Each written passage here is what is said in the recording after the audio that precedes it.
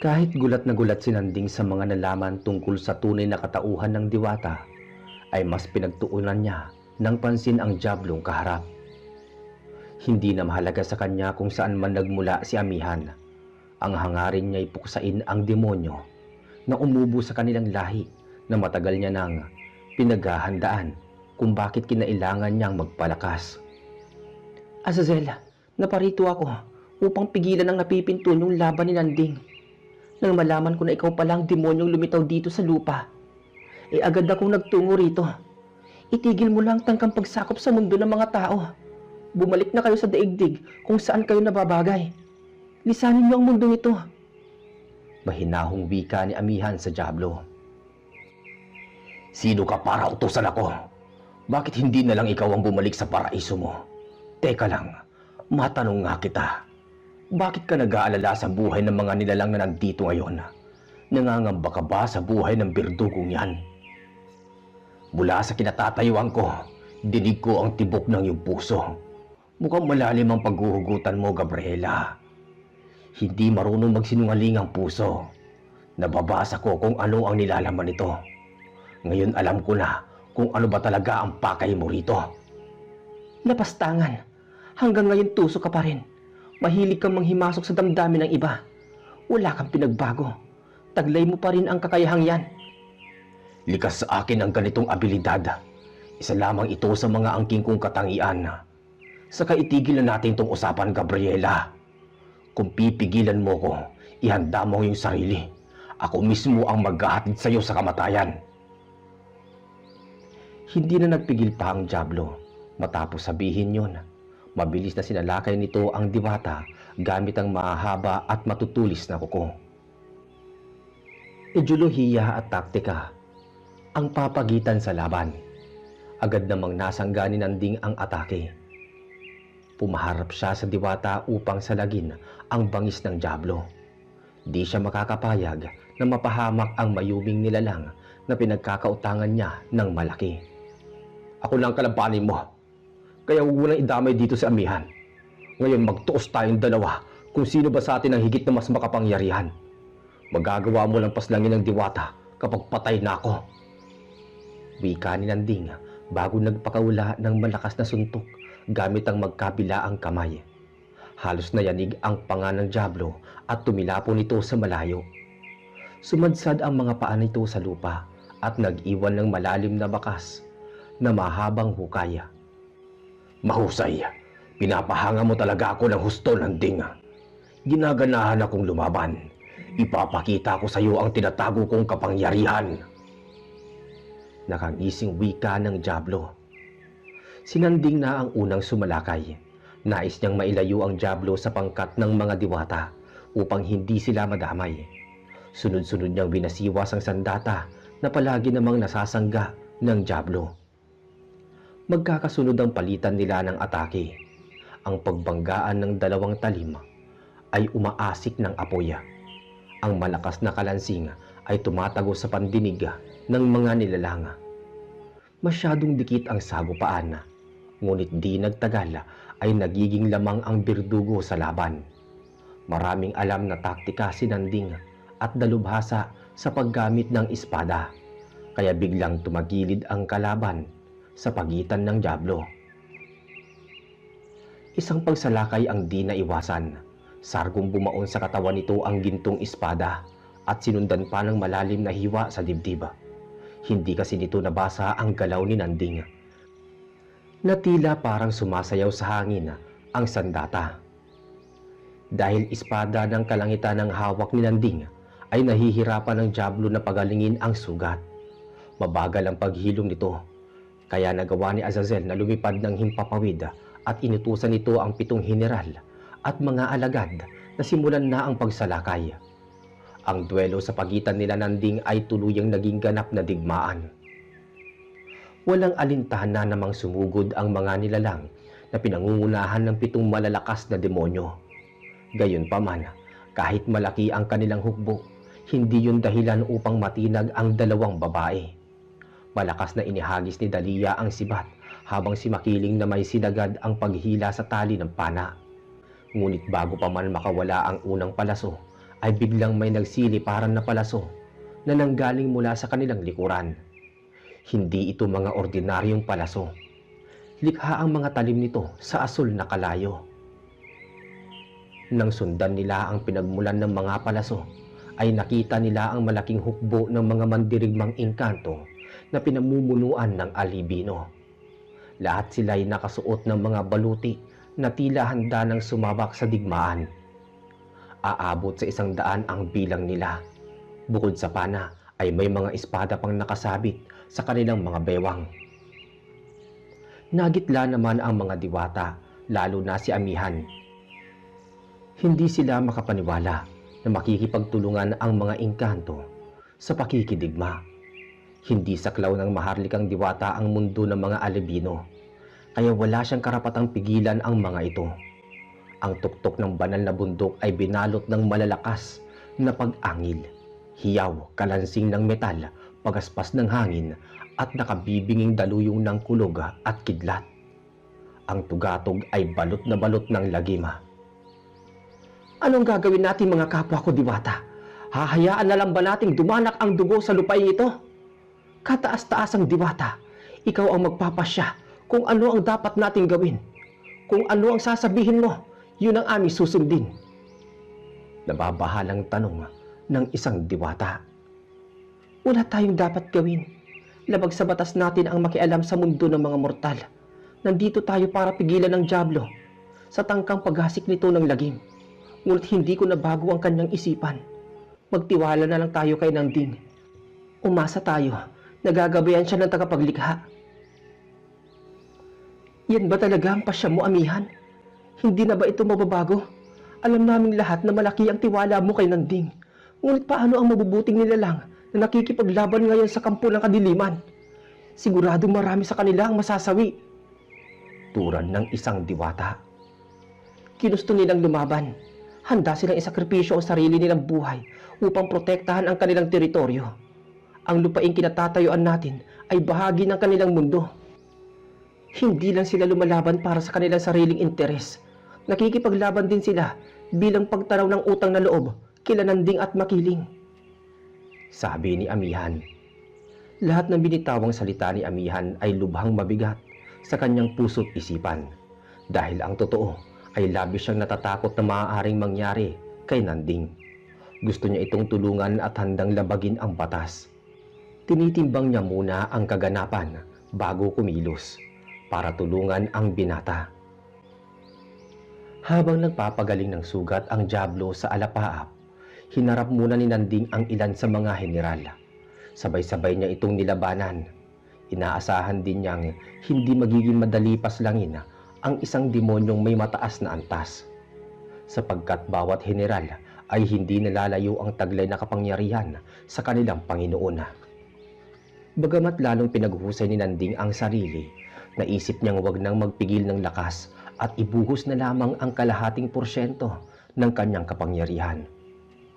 Makalipas ang ilang minutong digmaan, 3 malalakas na demonyo ang binawian ng buhay sa kamay ng birdugo gamit ang pag-ulan ng sibat na gawa sa kidlat.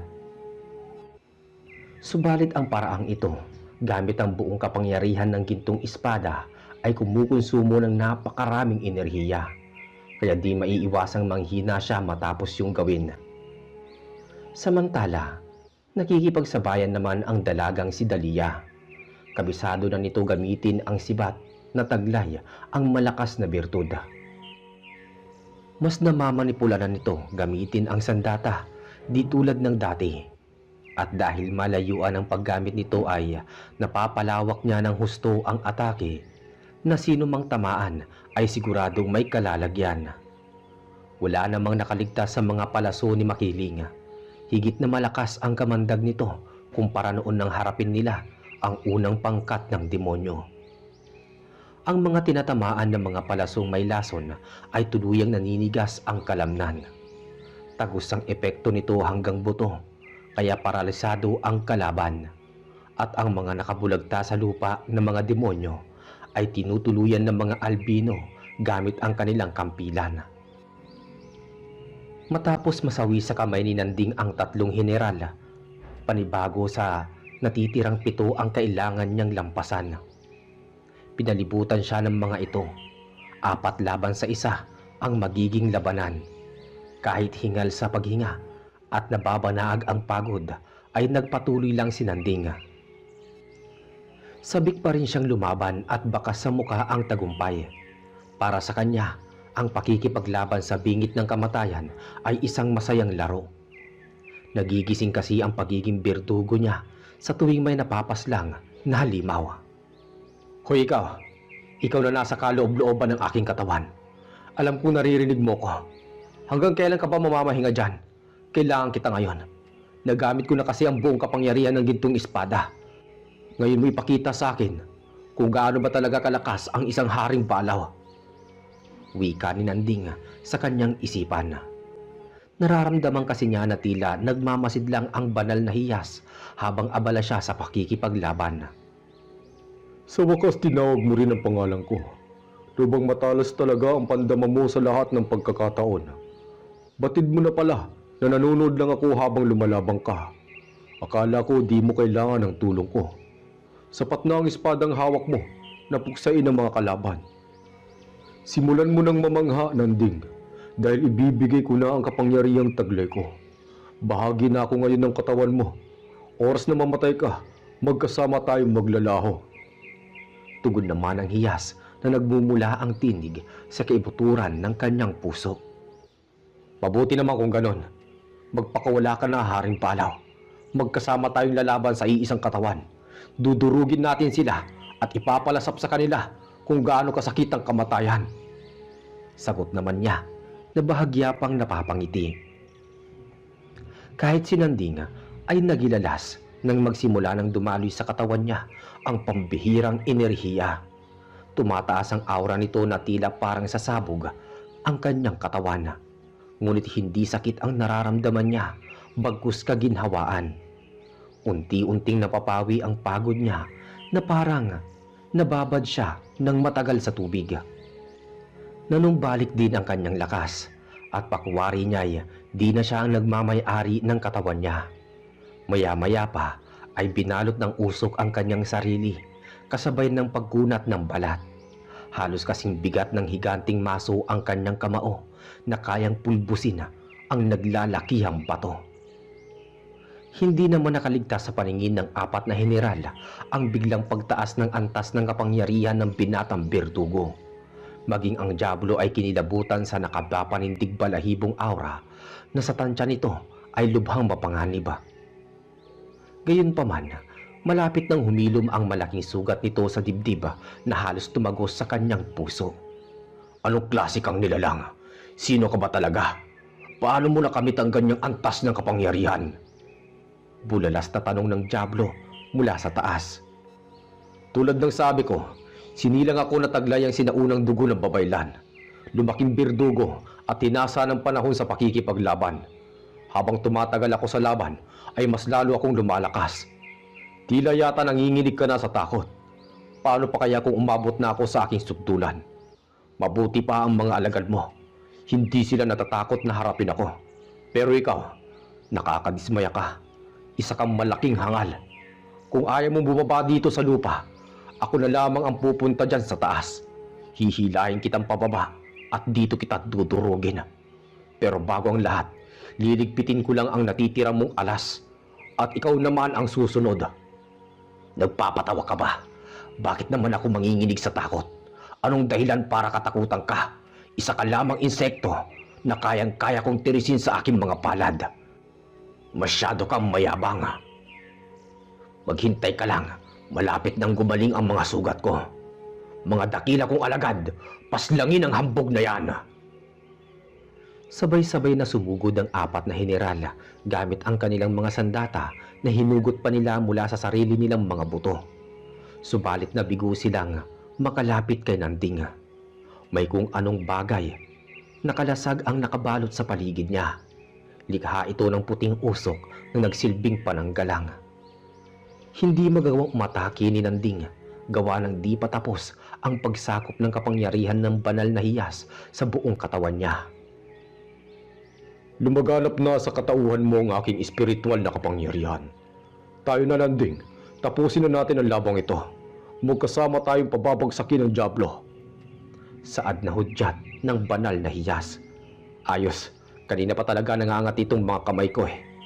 Nais kong subukan kung gaano ba talaga kalakas ang aking kamao. Sabi ni Nanding.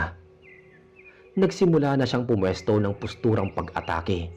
Bahagyang binaluktot ang mga tuhod sa kumilos na hindi kayang sundan ng matatalas na mata. Sa isang kisap mata lang ay tumilapon ang ulo ng isang general bago gumulong sa lupa nang bumaon ang kanyang kamao sa panga nito. Kagilagilalas ang ipinamalas na husay ni Nanding. Hindi makapaniwala ang mga matataas na uri ng demonyo sa agarang pagkasawi ng kanilang kasama. Sa puntong ito, nakaramdam ng hilakbot ang natitira pang 3 general, kung kaya't saglit ang mga ito'y dumistansya at balak lumipad sa mas mataas na bahagi. Ngunit nawindang sila nang makita nilang nasa taas na ang binata, nakahanda nang magpakawala ng malakas na suntok. Hindi man lang nila namalayan ang pagkilos nito. Hinawakan ni Nanding ang mahabang sungay ng isang general bago binalibag pababa. Sinabayan niya ang pagbulusok nito at doon sa baba ay walang habag niyang dinurog ang ulo nito gamit ang matitibay niyang talampakan. Dahil lumipad na palayo ang 2 pang natitirang alas ng Diablo, nakaisip agad ng paraan si Nanding.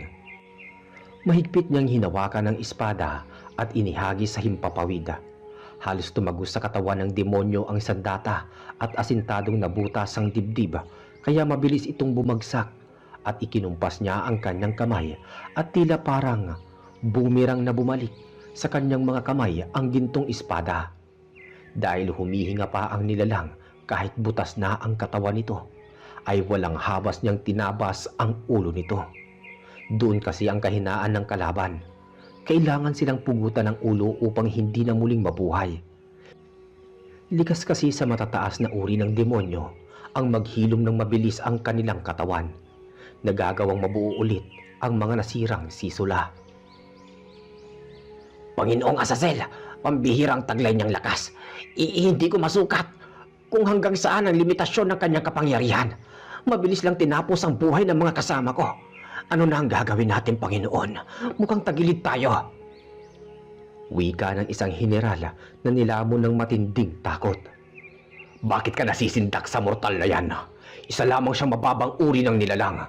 Nagpabaya ang mga kasama mo, kaya sila namatay. Ngayon, humilom na ang mga sugat ko, nanumbalik na ang aking lakas. Dakila kong alagad, ako lang bahalang tumapos sa buhay ng Berdugo. Ang gawin mo, dakpin ang babaeng babaylan. Gagawin natin siyang bihag. Ang babaeng yan ang magiging baraha ko sa laban. Sabi ni Azazel. Masusunod po, Panginoon. Napakataba talaga ng iyong utak. Oras na mabihag natin ang kapatid ni Santino, hindi na tayo mahihirapan pang paslangin ang Berdugo. Tila umiral na naman ang pagiging tuso ng Diablo. Batid nitong di niya kakayanin makipagsabayan kay Nanding. Kaya gagawin ito ang lahat upang manalo sa laban. Kagad namang kumilos ang general. Dadagitin ito si Makiling ng patalikod habang abala sa laban. Nakasentro kasi ang atensyon nito sa mga sumasalakay na halimaw sa kalupaan na tila hindi maubos-ubos. Napansin naman ni Dalia ang malaking demonyo na lumilipad ng paikot-ikot sa pinakamataas na bahagi ng himpapawid. Dahil nagmula ito sa angkan ng mga aswang at likas ang matalas na pandama at paningin, ay batid niyang may masamang binabalak ang nilalang na nakaligtas sa kamay ni Nanding.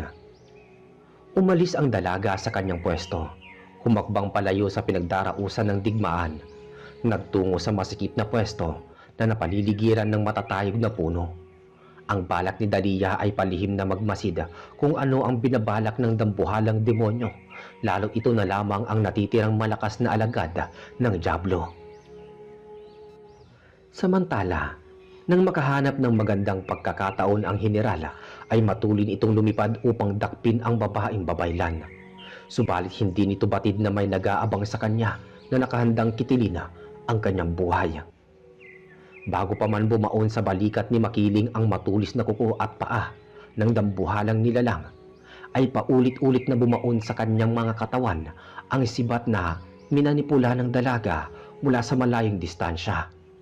Matapos nito makatamo ng maraming pinsala, ay pagsigsag-sigsag itong lumipad bago bumulusok sa lupa. Sumadsad ito sa mismong harapan ni Makiling.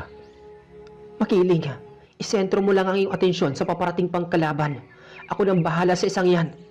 Hindi ko na patatagalin ang kanyang buhay," sabi ng pinuno ng mga albino. Tumangulang si Makiling bago nagpakawala ng palaso sa papalapit na nilalang. Walang pakundangan namang tinabas ng albino ang ulo ng dambuhalang demonyo. Dinampot nito ang pugot na ulo at sumigaw ng malakas na patay na ang panghuli sa 7 henerala. Sumiklab naman ang mga galit ng Diablo dahil nabigo ang kanilang plano. Samantala walang pagsidlan ang ngiti sa labi ni Amihan.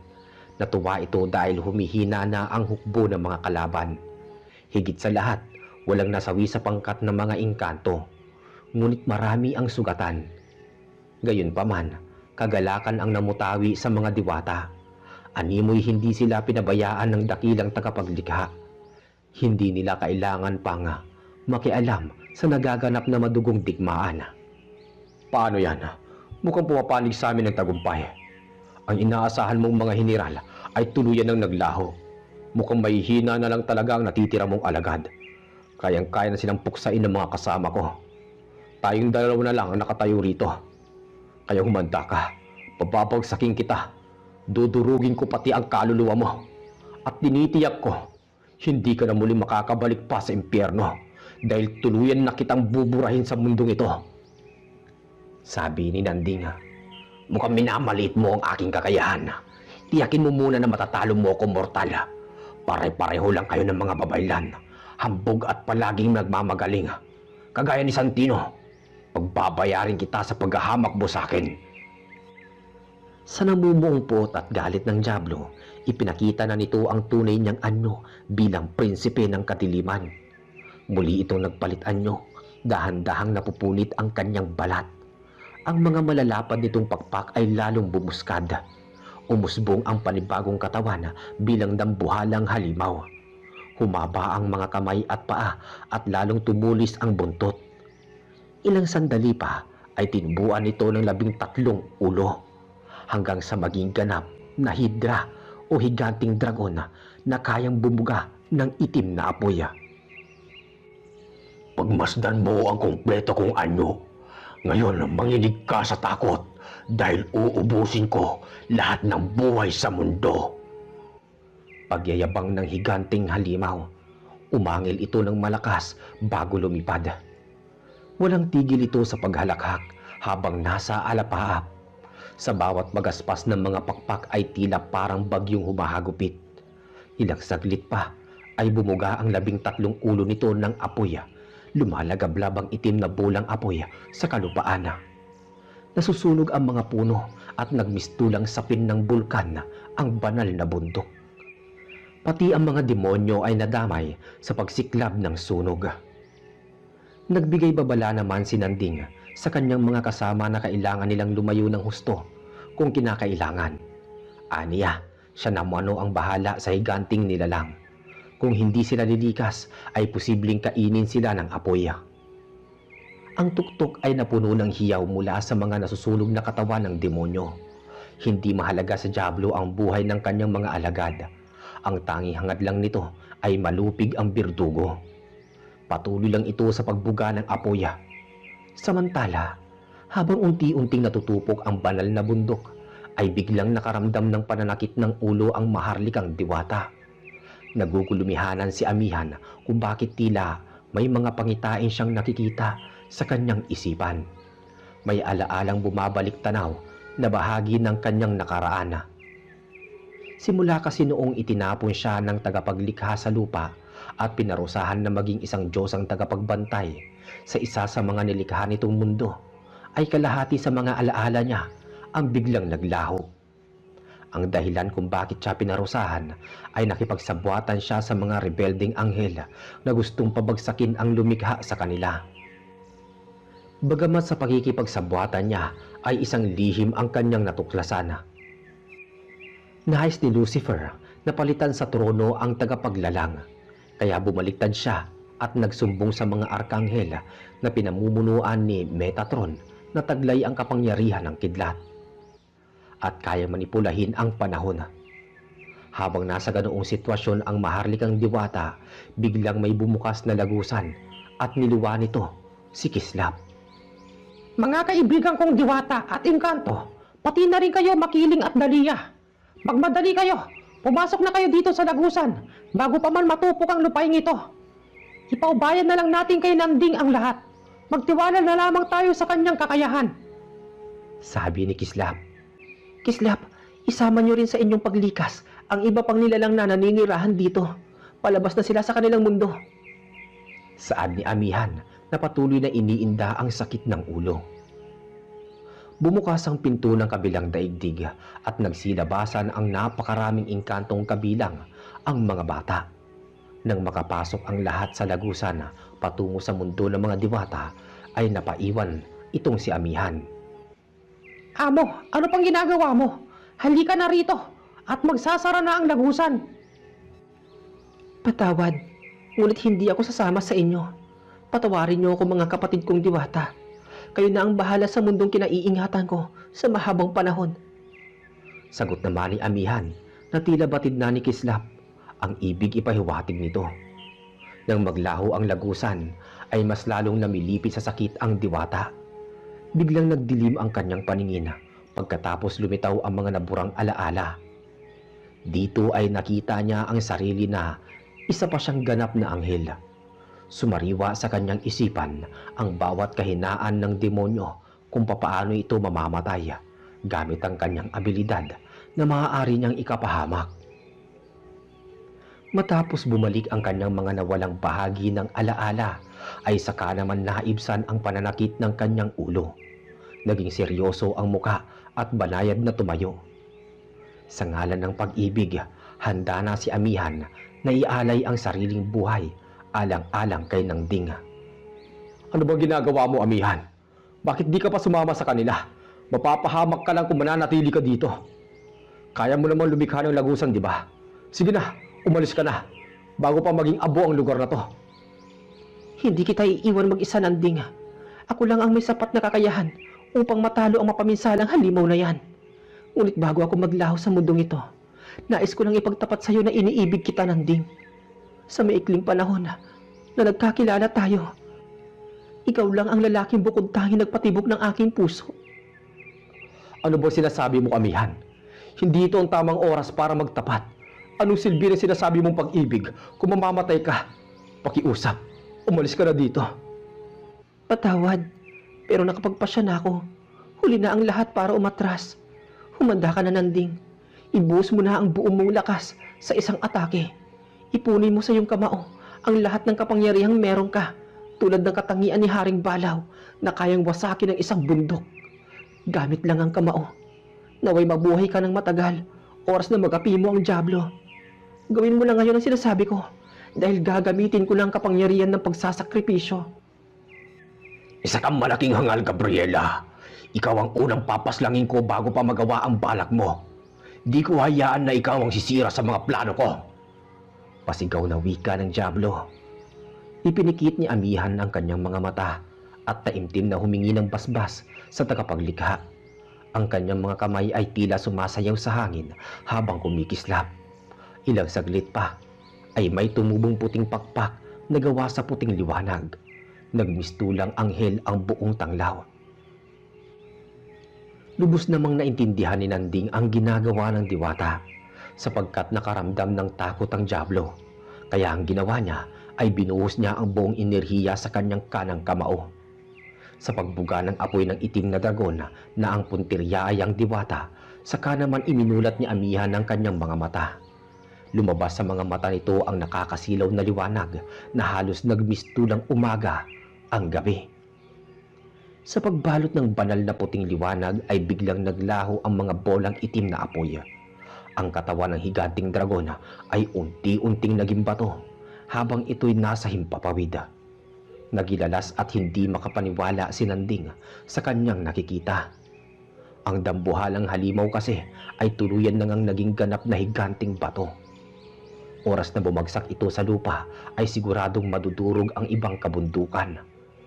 Kung kaya't bago pa ito bumagsak, tumalon ng mataas si Nanding at habang nasa ere siya, ibinuhos niya na ng sukdulan ang kanyang lakas gamit ang kamao. Nawasak at nadurog sa maliliit na bahagi ang higanting bato sa isang suntok lang na tuluyang ikinasawi ng dyablo. Sa pagkamatay ni Azazela, kaagad namang naglaho ang puting liwanag at ang kumalat na apoy sa banal na bundok ay dahan-dahang nauupos. Nang lumapag ang mga paa ni Nanding sa lupa ay agad na sinipat ang diwata. Namilog ang kanyang mga mata nang ito'y makita dahil si Amihan ay ganap na ring bato. Iyon ang kapalit ng kanyang pagsasakripisyo. Nagmamadaling lumapit si Nanding at napaluhod sa harap ng diwata. Kusang tumulo ang kanyang mga luha at hindi maiwasang igapos ito sa kanyang mga bisig. Paulit-ulit siyang humingi dito ng pasasalamat sa pagbubuwis ng kanyang buhay. Ngunit may napansin siyang kakaiba sa katawang bato ng diwata. Mainit ito na tila parang may tumitibok na bagay sa loob nito. Pakiramdam niya, buhay pa ang diwata. Lingid sa kaalaman ni Amihan, may pagtingin din sa kanya ang binata. Sa di sinasadyang pagkakataon, nagawang halikan ni Nanding ang labi naman ni Amihan. Habang ang mga luha niya'y dumadaloy sa pisngi nito, nagulat na lamang si Nanding nang unti-unting nabibitak ang puting bato. Sa isang iglap lang ay bumalik sa dati ang diwata. Muli itong nabuhay na labis niyang ikinatuwa. Napaiyak naman si Amihan at hinadkan ang binata. Batid niyang iniibig din siya ni Nanding. Pareho ang nilalaman ng kanilang mga puso. Sa puntong ito, muling naglapat ang kanilang mga labi. Salamat at buhay ka, Amihan. Akala ko, tuluyan ka na mawawala sa akin. Nabuhay akong muli dahil sa pag-ibig mo, Nanding. Tanging tunay na pag-ibig lamang ang lunas sa sumpa ng pagsasakripisyo. Tayo na, Nanding. Umalis na tayo. Marami naghihintay sa ating pagbabalik. Mauna ka nang bumalik, Amihan. May kailangan pa akong dapat tapusin. Sakto, malapit na ang bukang liwayway. Angkop sa aking paglalakbay patungo sa lugar ng aking pinagmulan. Hanggang ngayon kasi, ipatuloy pa rin nabubuhay ang ugat na pinagmulan ng kaguluhang to. Tapos na ang labanang ito, Nanding. Hindi mo na kailangan pang tahakin ang landas na pinagmulan ng lagim. Sa pagkamatay ng dyablo, kasama nitong naglaho ang taong pinagmulan ng iyong poot at galit. Ibig mo bang sabihin patay na si Santino? Ngunit paano siya namatay? Paliwanag ni Amihan, ang puso't kaluluwa ng dyablo ay karugtong ng buhay ni Santino. May tanika lang nag-uugnay sa dalawa na bahagi ng kanilang kasunduan.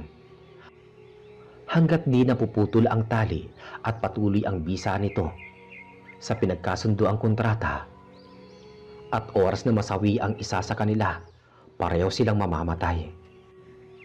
Yun ang batas ng impyerno sa mga mortal na nakikipagkasundo sa mga demonyo.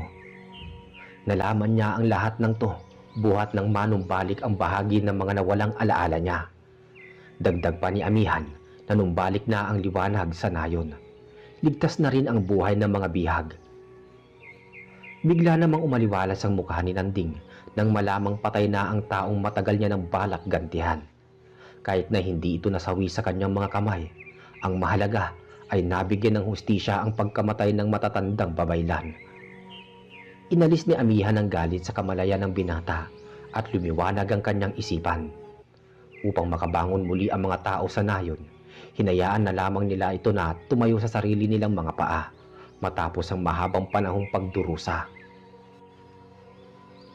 Nang makabalik sila sa kabilang daigdig, ay mainit silang sinalubong bitbit ang kanilang tagumpay. Gayunpaman, mula sa kapangyarihang salamin ng liwanag ng mga diwata, ay kasawian ang mamamayani sa kalooban ng dalagang si Dalia. Ang labis na pagmamahal nito sa binata ay pagmamay-ari na ng puso ng iba. Masakit man, ngunit kailangan tanggapin. Hindi talaga sila ang nakatadhana.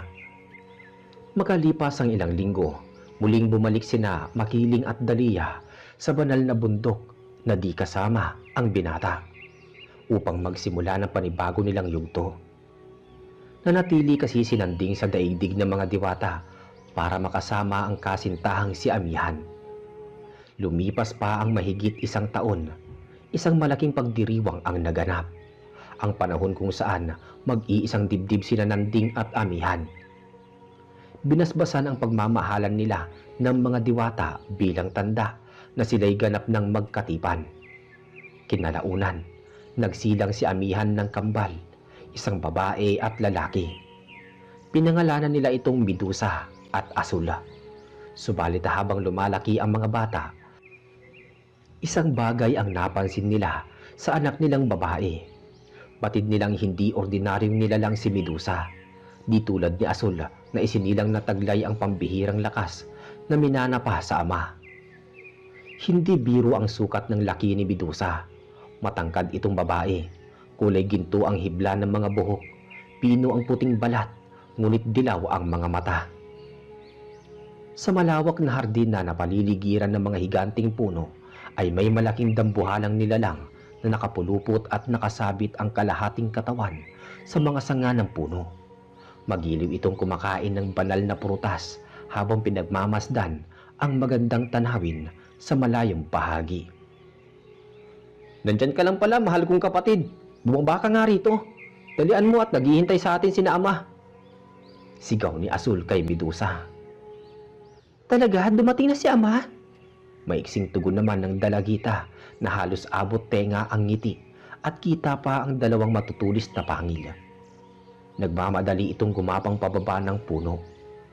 Nang makatungtong sa lupa ay bumalik sa dating anyo bilang diwata.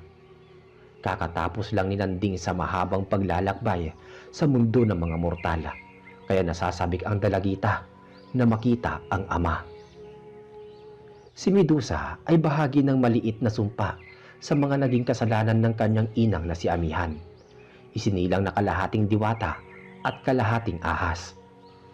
Gayunpaman, kahit mabalasik ang isa nitong pagkatao, di mapagkakaila na busilak naman ang kanyang puso at labis ang pagmamahal nito sa kalikasan, lalo na sa mga hayop. Samantala, sa isang liblib na kabundukan ay isang pulang nilalang ang isinuka ng lupa. Nagmula ang nilalang sa makapal na itim na hamog na bigla na lang lumitaw. Isang nilalang na 7 metro ang taas. Mahaba ang kuko at ngipin. Mahaba ang matulis na buntot. Baluktot ang dalawang sungay at malalapad ang pulang pakpak. Isa na namang makapangyarihang demonyo ang maghahatid ng dilubyo sa mundo ng mga tao. Mapipigilan kaya ito ni Nanding? O di kaya ang magkapatid na Asul at Medusa ang magsisilbing bagong tagapagligtas ng sanlibutan? At si Asul na nga ba ang bagong hihiranging birdugo na may dugong babaylan at diwata?